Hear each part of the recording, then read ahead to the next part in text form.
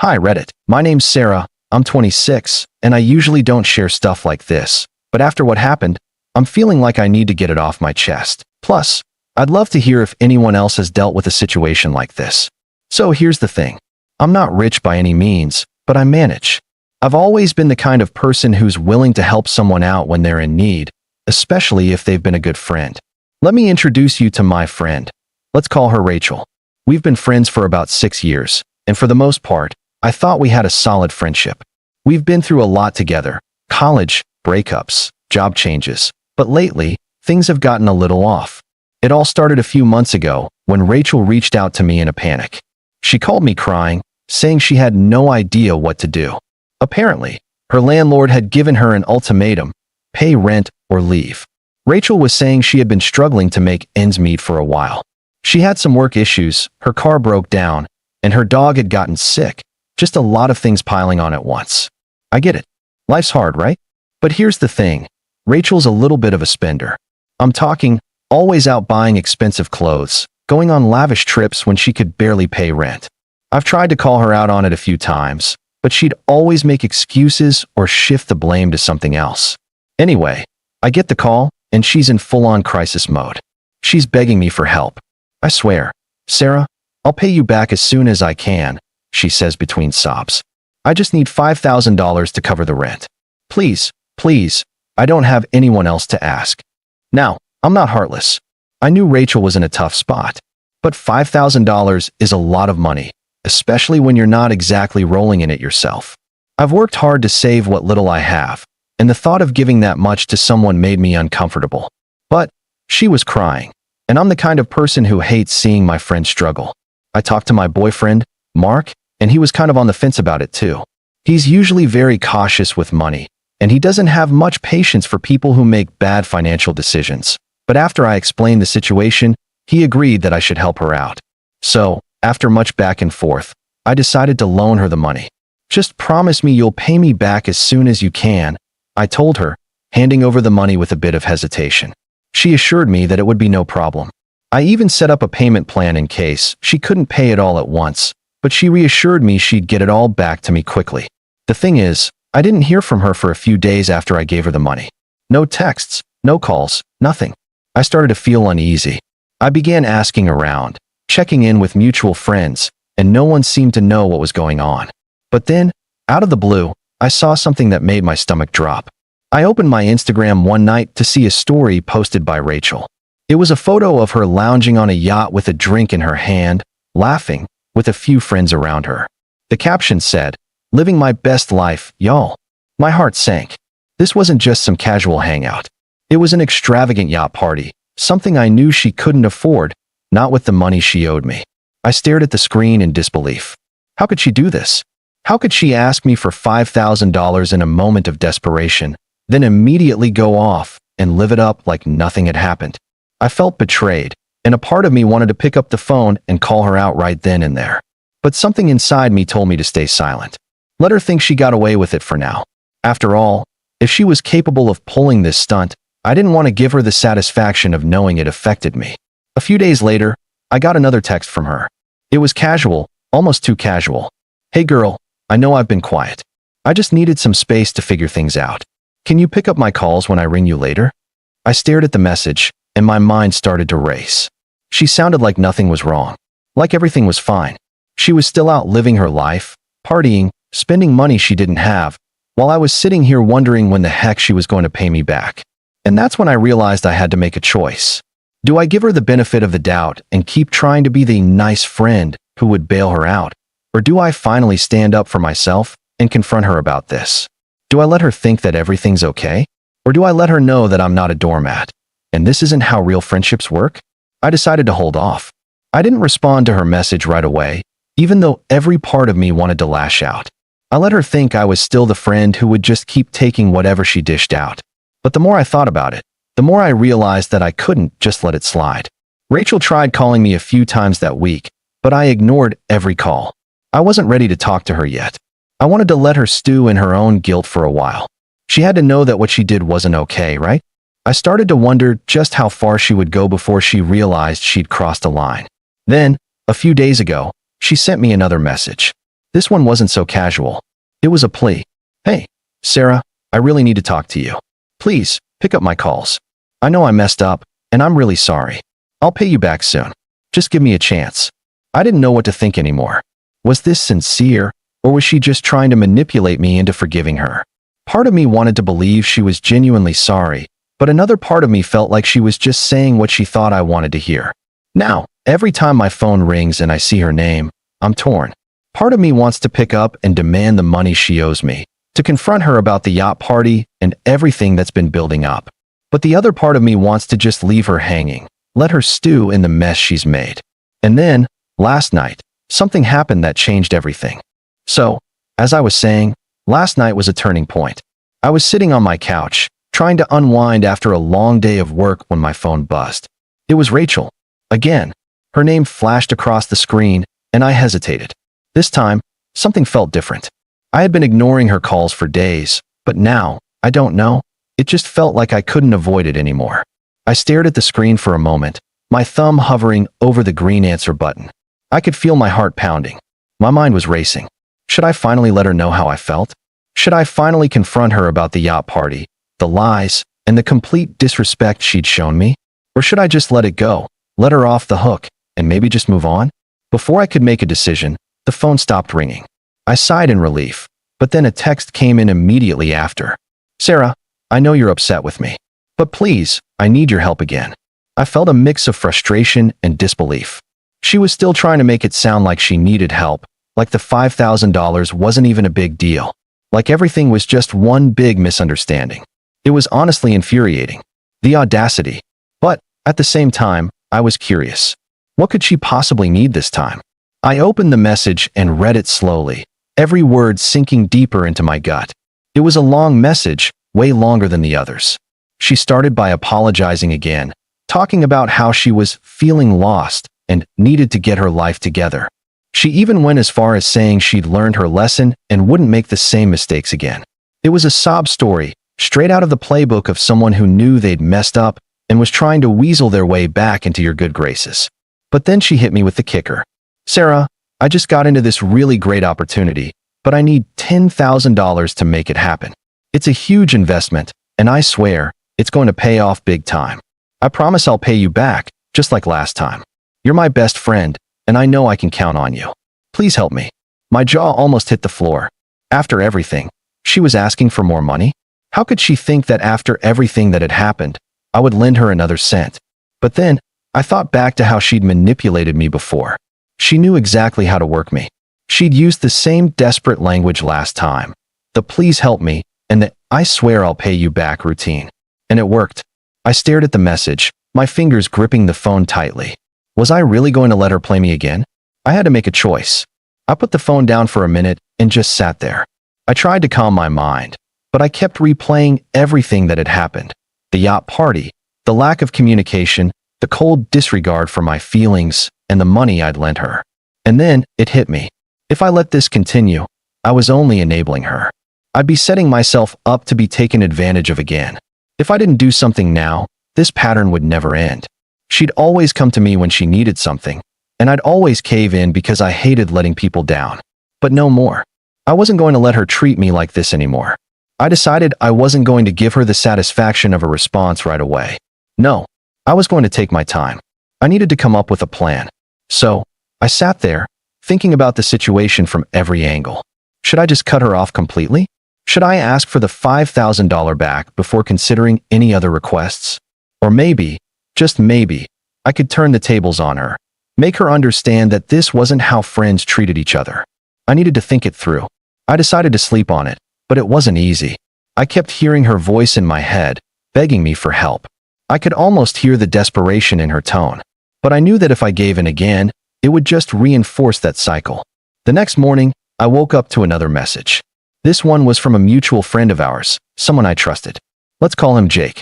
Hey, Sarah, I don't want to be the bearer of bad news, but I thought you should know something about Rachel. I don't know if you've seen it, but she's been posting nonstop on social media about a trip she just booked, some fancy resort. She's been talking about how she's finally living her dream and treating herself after all the hard work. Just wanted to make sure you're aware. My stomach churned as I read Jake's message. It was exactly what I needed to hear to finally snap me out of this. So, she was really out there living the high life while I was sitting here stressing about money I'd already given her? I wasn't going to let this slide. I took a deep breath and composed my response to Rachel. I could feel my pulse quicken as I typed, but this time, I wasn't going to sugarcoat anything.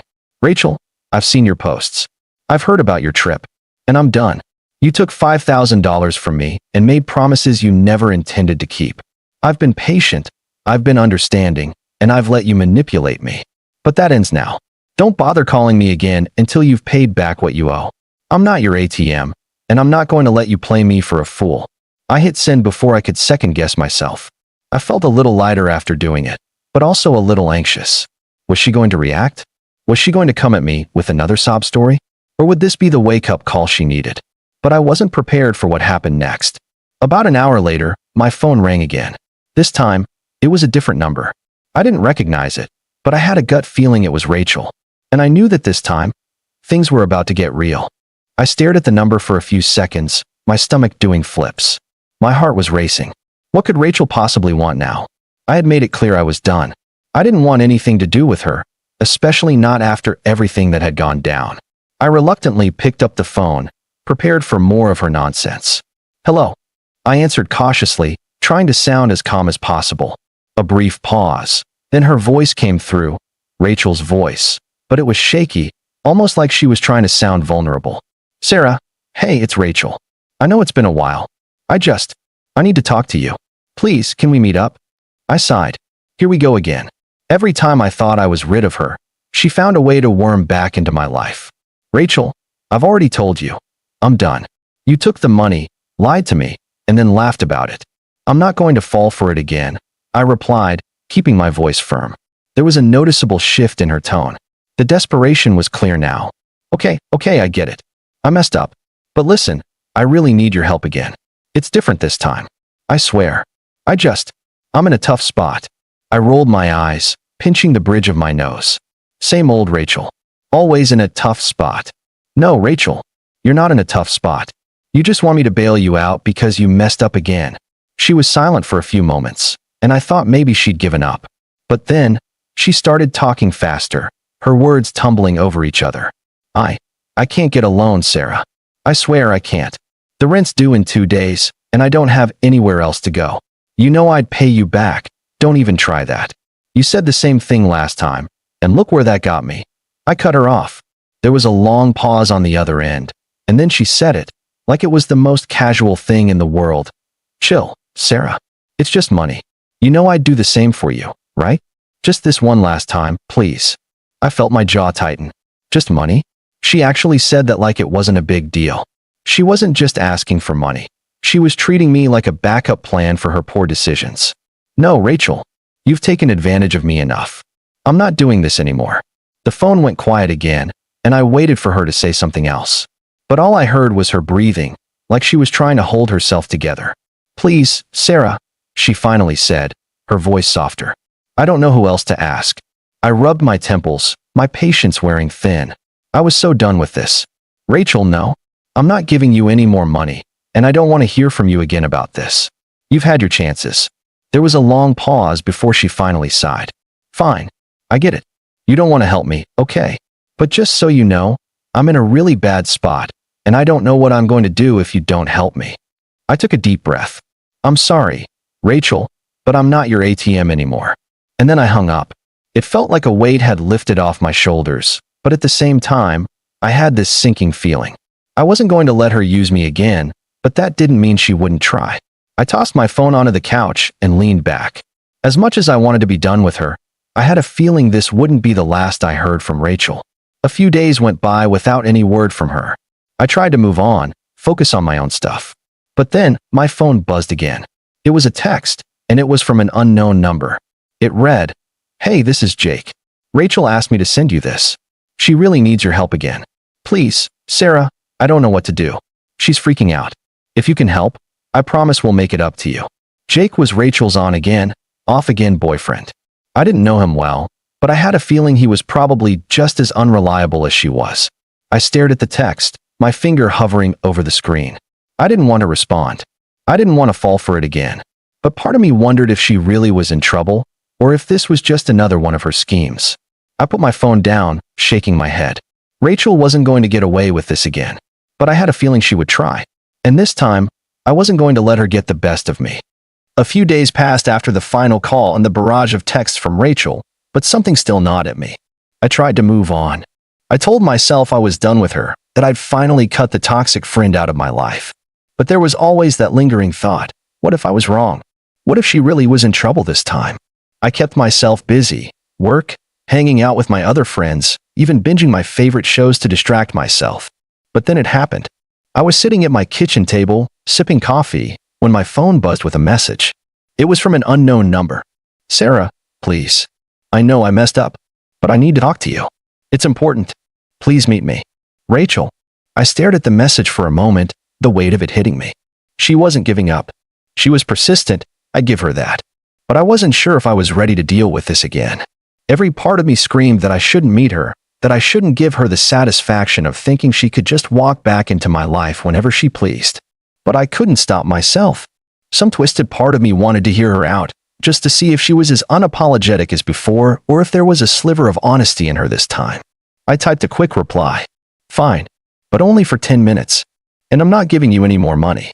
The response came almost instantly. "Thank you. I swear, I'll explain everything. Please, just hear me out." A part of me was already regretting this decision. I should have blocked her number. I should have kept my distance. But I found myself gathering my things and heading out the door. We agreed to meet at a cafe halfway between our places. The place was quiet, cozy, and the kind of spot where you could sit and talk without being disturbed. I wasn't sure what I was expecting when I saw Rachel again. Maybe a pleading look, or maybe she'd come to her senses, finally realizing how badly she'd messed up. When I walked in, I spotted her almost immediately. She was sitting at a table near the window, her posture stiff, eyes flicking nervously around the room. Rachel didn't even notice me walk in at first. I stood by the door for a moment, watching her, and for a split second, I almost felt sorry for her. But then I remembered the yacht. I remembered the way she had laughed off my concerns. I shook my head and walked over to her. She looked up when I approached, her face lighting up as if she was relieved to see me. But the fake smile didn't fool me anymore. "Hey, Sarah," she said, her voice soft, almost pleading. I nodded, sliding into the chair across from her. "Rachel," I said flatly, not bothering with pleasantries. "You have 10 minutes. She sighed, her eyes dropping to the table. I could see her fidgeting with her hands, her nails digging into her palms. She wasn't as confident as she used to be, but that didn't mean I was buying it. "I'm sorry, okay," she started, looking up at me with wide eyes. "I know I messed up with the money, but you have to believe me, it wasn't like that. I really needed a break, and I panicked. I crossed my arms and leaned back in my chair. "A break? You panicked and spent my money partying on a yacht." Her eyes flicked to the side, and she hesitated for a moment. I could almost see the gears turning in her head, as if she was trying to figure out how to spin this. "Look," she said quietly, her voice losing some of its usual energy. I didn't know what else to do. I wasn't thinking. I should have paid you back right away, but everything was just falling apart. You know how my job's been, and, well, things got out of hand." I stayed silent, my gaze hardening. This was the same excuse I'd heard a dozen times before. Her job was always an issue. Her life was always a mess. The excuses never ended. "So what's this about?" I finally asked, not even bothering to pretend like I cared about the details. "Why did you text me again? You think I'm just going to let you walk all over me again?" Rachel's face flushed. She opened her mouth to say something, but then her eyes widened, as if she had just realized something. Her voice dropped to a whisper, and she leaned in slightly. "Sarah, I really need your help again," she said. There was a sudden vulnerability in her voice that almost made me second-guess my decision. But I held firm, not letting my guard down. "I know you've cut me off, but I swear, I won't mess this up. I just need—" "I'm not helping you again, Rachel," I interrupted, my voice sharp. "You think you can just show up and ask for more? After everything? No. I've given you enough chances." She opened her mouth, but the words faltered. I could see the desperation in her eyes, the same desperation I had seen a million times before. This was the Rachel I knew, always needing something from someone, always demanding more than she deserved. But this time, I was done. "You've crossed the line, Rachel," I said, my voice steady but cold. I'm not your backup anymore. I'm not here to fix your mess. And I'm not giving you a single cent."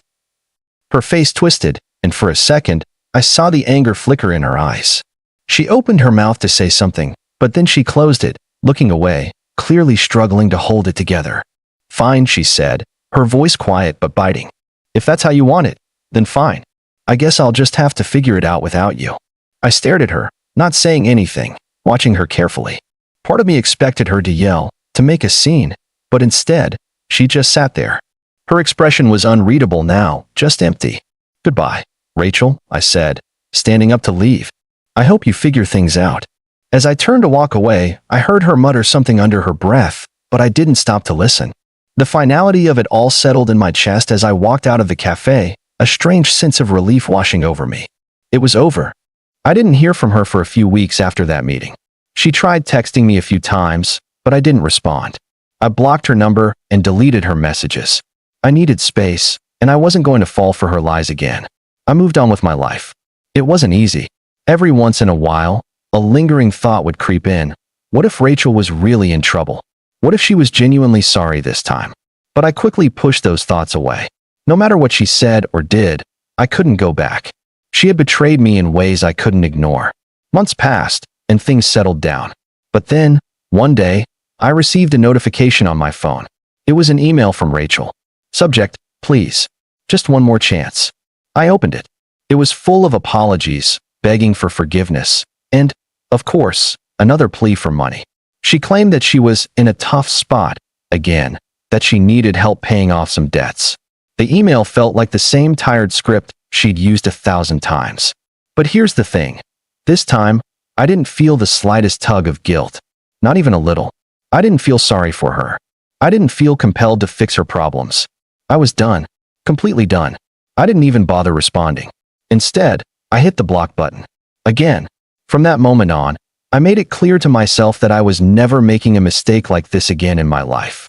People like Rachel, people who only take and never give, who manipulate you with their problems and make you feel like you're the one in the wrong, didn't deserve a place in my life. I learned a harsh but valuable lesson from that entire experience. Never lend money to friends, especially if you can't afford to lose it. And never trust someone who has shown you time and time again that they will prioritize their own interests over yours. Rachel never came back to me for money again. She probably moved on to her next target, someone else to exploit. But I wasn't about to let myself fall into that trap again. I had lost enough. Not just money, but time, energy, and, worst of all, trust. The only thing I had left was my own peace of mind, and I was going to protect that with everything I had. My friends now were people who valued me for who I was, not what I could do for them. They were the ones who checked in on me, made sure I was doing okay, and never once asked for anything that wasn't reasonable. That's how it should have been with Rachel all along. But she was never going to learn. I learned from it, though, and I promised myself that I would never make the same mistake again.